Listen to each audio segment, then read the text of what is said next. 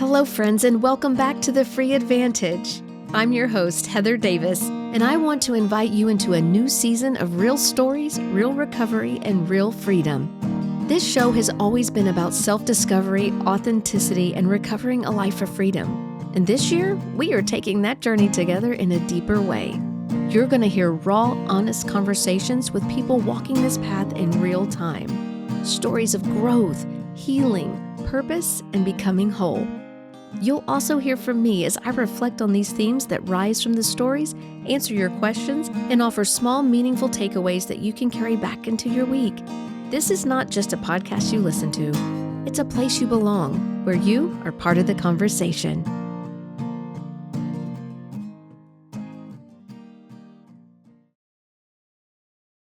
Welcome back, friends. Have I got a question for you? Have you ever felt like you're doing all the work, you're putting in the time, you're making all of this effort, and you're just not where you think you should be by now? Or maybe you think nothing's changing, or maybe you just still feel kind of stuck. A few weeks ago when I was having my conversation with Lily, I saw something in her that happens to all of us, right? If you haven't heard Lily's story, please, I encourage you to go back. It's episode 73. We've been doing a deep dive into a lot of the themes and topics that have come up from that conversation. And this is one of them, right? It's that what I call the illusion of being stuck, right? Because the truth is that feeling stuck sometimes is often our perception and not our actual reality. Right. So if maybe you feel stuck, maybe you feel like nothing is changing, but I want you to think about this. Okay. Not all change, not all movement is something that you're doing, right? Like we feel like to see change or to see movement, we have to be doing something, achieving something.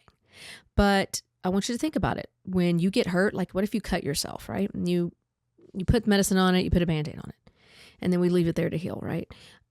Not all of the healing that's taking place is something that we can visibly see, right? Sometimes we change the Band-Aid, where we change the dressing, and you see, oh, it's getting better, but we're not seeing all the little integral pieces on the inside that is actually taking place. And this is the same with our growth and our recovery and our healing in other aspects and other facets, emotionally, spiritually, mentally. You know? So think about it, like you're still thinking about stuff, you're still processing things, you're internally rearranging and you're realigning to the truth of who you are, right? Stuck doesn't mean that something isn't happening or that nothing is happening. It usually means things are happening internally that you can't see yet. And sometimes we perceive this as being stuck. I want us to also remember that recovery is a journey, right? Like Lily talked about how she struggled because she wanted things to move faster. She kept looking at the end goal and forgetting about the process, right? And recovery and healing and growth, it's not a one and done thing. It's not a one-stop shop. Like it's not at all. It is, it is something that we have to constantly be moving in, and whether that is externally or whether that is internally. And, last week I had this whole thing happen to me when I'm going to share it. And I was sitting outside doing yoga. It's something I've been, not just yoga, but there's things that I've been working on all through March, and that was coming back to my daily rhythms, just realigning and readjusting. I had prayed and asked God to give me some words to really focus on, and that's what he gave me, realign and readjust. And when I was focused on that at the beginning, I was like, well, what does that really mean? What does those words mean to me? And realignment, I knew immediately. I knew that I needed to realign back to the things that I've kind of gotten away from. This past year, it's been crazy busy here in our household. I've been here with other people going through their own recovery journeys. And it's pulled me in a lot of different directions, being there for other people, but then being there for Shauna, being there for myself, growing and doing the things that I'm doing now, even in my business. So the things that ground me, that center me, that keep me connected to my spirituality, I kind of got away from, or I kind of get away from. And so I was like, okay, realigning back to that. So making sure I get up and I'm doing my morning pages, make sure that I'm writing. I talked last week about how writing, or not last week, but a couple episodes back, how writing is so important. So we're not carrying things every day with ourselves. And that's what I do in the morning. And then getting back to moving my body, and whether that's working out, whether that's walking, whether that's yoga. I don't really know a lot about yoga, but I do this little yoga routine I found on YouTube, and I've been doing it forever. And I like it because it grounds me a lot, and it gets me still enough in my mind and kind of prepares me for my day. And I started doing that, and I had been doing it for several days. And this particular morning, I was out there, and after I had just finished, I was like, I'm going to put my feet in the grass, put your feet in the grass, ground yourself, recharge your body. I was like, I'm going to do it for just a few minutes before I go inside. And as I was sitting there, I really felt like, wow, you need to be doing this for like 10 more minutes. I kind of felt like 10 more minutes I need to be there, right? And I really felt like God was kind of nudging me. It's like, okay, you need to be sitting here for like 10 more minutes. And so I was like, okay. So I was hanging out. And then time's clicking by, and I'm just sitting there, right? And so I prayed, and when I was done, I was looking over at the clock and thought, wow, 10 minutes still hasn't gone by. And then I actually prayed a little bit more about some other things that had been on my heart. And when I was done, I kind of looked at the clock, and I'm like, wow, this is like the longest 10 minutes ever. And so I was sitting there, and I was looking around at the beautiful landscape that I am so blessed to be able to partake in here. And I looked up, and there's a tree, and it's at like the way the yard is, there's like a little driveway to the side, and it's kind of far because we live on a lot of land. And at the end of the driveway is a tree. And I was looking at it, and I really felt like God was like, hey, you should walk over to that tree, go to the tree. And I was kind of like, go to the tree.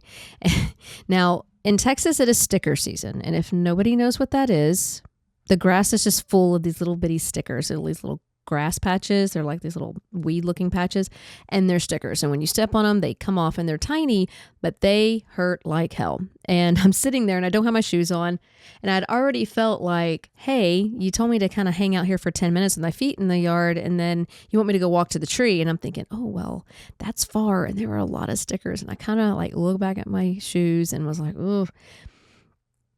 And I just kind of heard, and like, it's kind of like a knowing. I had a friend of mine was just talking to me today about, when you say you hear from God, like, what does that mean? Like, how does that happen? And for me, it's kind of like a knowing, an instinctual thing. I can kind of like just feel movement in my body and my spirit to do something. And so I really felt like he was like, go to that tree. And then I was like, oh my goodness. And it was kind of like, do you trust me? And I was like, what do you mean, do I trust you? And I kind of, if you know the Bible and you know the story about like Peter getting out of the boat and walking on the water, and like, the minute he got out on the water and he started getting scared, he started to sink. And Jesus was like, hey, look at me, don't look at the storm. And so when he said, do you trust me? I kind of had a moment where I flashed back to that story in the Bible, and I was like, yeah, I do trust you. Sorry, my nose is itching. Yeah, I do trust you. So, I'm like, all right. So I get up. Now, mind you, I am taking extremely intentional steps walking through here because I am trying to avoid stickers. And so I'm watching my feet, and I'm looking where I'm going, and I'm stepping intentionally, methodically. And I remember I kept looking up at the tree. I'm just like, okay, how far am I? I'm almost to the tree. And I really felt like God was saying, stop looking at the tree. Watch your feet. And so I'm like, okay, watch your feet. And then before you know it, I've made it to the tree, sticker free. And when I get there, I'm like, oh, wow, I did it. I got to the tree and no stickers had. And I turn around and I look back and I think, wow, that was far. I come a far way. I didn't realize I had moved that quickly, that far away. And so I turn around, I'm like, okay, well, now I need to go back. And I started moving back very quickly because when I looked, I'm like, oh, I didn't really see that many stickers. Maybe, there wasn't that many. And I started kind of putting myself in that position where like, oh, I did it, right? Not that, oh, maybe God was leading me in my steps, but like, oh, hey, I did it. And it was kind of like a check. Like I had a check in my mind and a check in my spirit and was like, hey, slow down, watch where you're going, watch your feet. And I was like, oh, okay, watch your feet. And I really felt like, where I felt led to step, that's where I would step. And I remember I was almost back. I had like just a couple of more steps. And I remember looking down and I went to go step to the right and there was like a patch of stickers there. And I was like, And I looked over to my left and it was no patch of stickers there. So I was like, oh, and I remember going to step and I was like, and something in my brain was like, hey, don't second guess yourself. And I was like, okay. So I pulled my foot back and I just stepped and I'm like, oh my gosh, but this over here, there's stickers. I can see them. I don't want to step in there. I don't want to get hurt. And it was just like, and I remembered what he said to me before I started this thing. He's like, hey, do you trust me? So I stepped and I got back to the thing and I'm sitting down. I sit down. I look over to the clock. It still hasn't been 10 minutes yet. I'm almost there. I got like a couple more minutes left. I remember when I sat down and my brain was just looking around and I heard God say like, hey, what did you learn?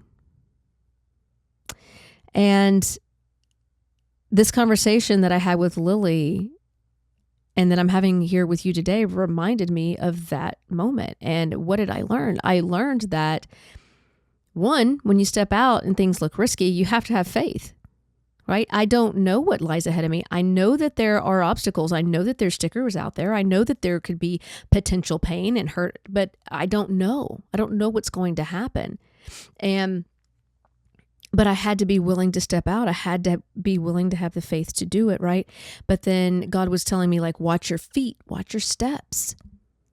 And in doing that, I was listening to him. I was listening for him to guide my step, listening for that intuition, listening to my discernment that this is the right intentional step to take versus if I had just kept my eyes focused on the tree, I'm focused on the end goal.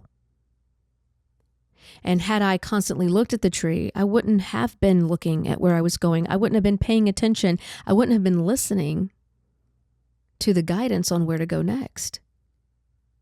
Right? And this is exactly what Lily was talking about. She goes, I get upset because I'm looking at the end. She goes, but I still have an entire life before I get there. Right? And just like I had the entire trip from my yoga mat to the tree, if I'm so focused on the end, then I miss all of the in between.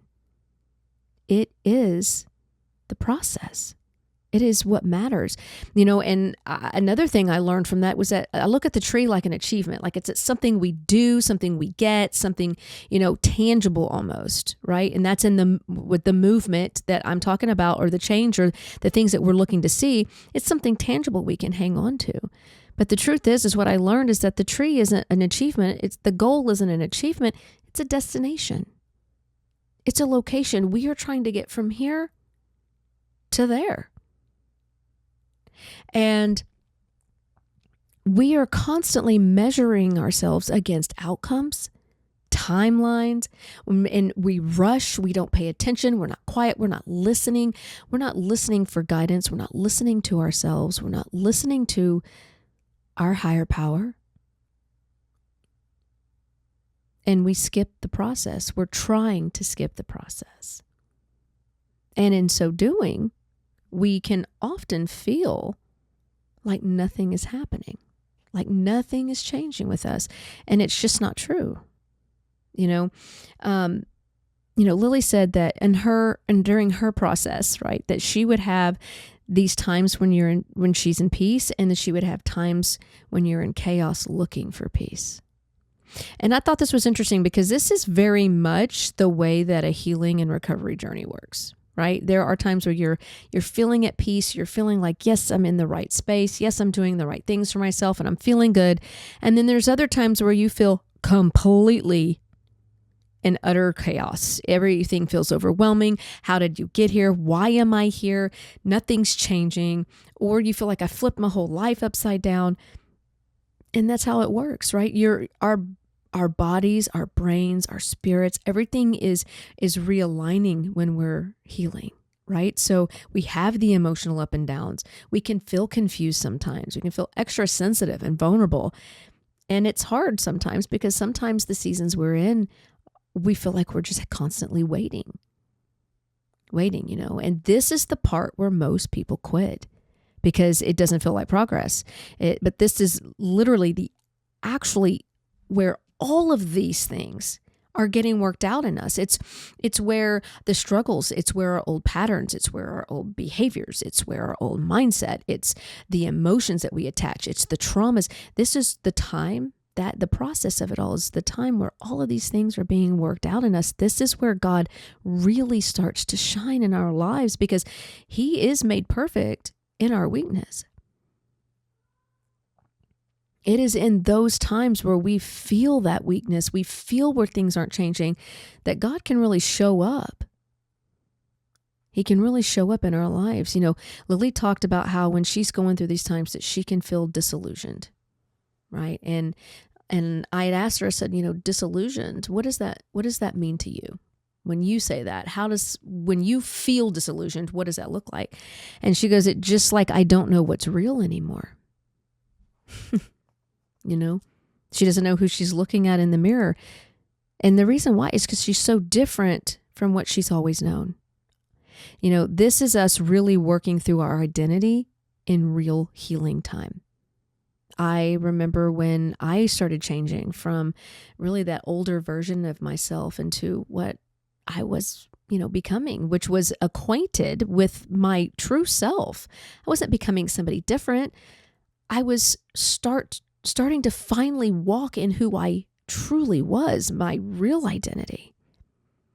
And I remember I would go and I would be getting dressed or doing my hair or my makeup and getting out of the shower and looking at myself in the mirror and going, who are you? Like I also had those moments. And these are things that we can experience because why? Because we are still connected to our past, but we don't identify with who we were anymore. And we're trying to connect now with our present, but we're still not identifying with who we are now, right? And that can leave us feeling very overwhelmed. It can leave us feeling confused about things. It can leave us feeling confused about ourselves. But that confusion it's not failure. It's not because something is wrong. It's not because something is wrong. Sometimes it's evidence that things are actually changing, right? Even if we don't recognize it, even if we don't realize it. Because our growth is not linear.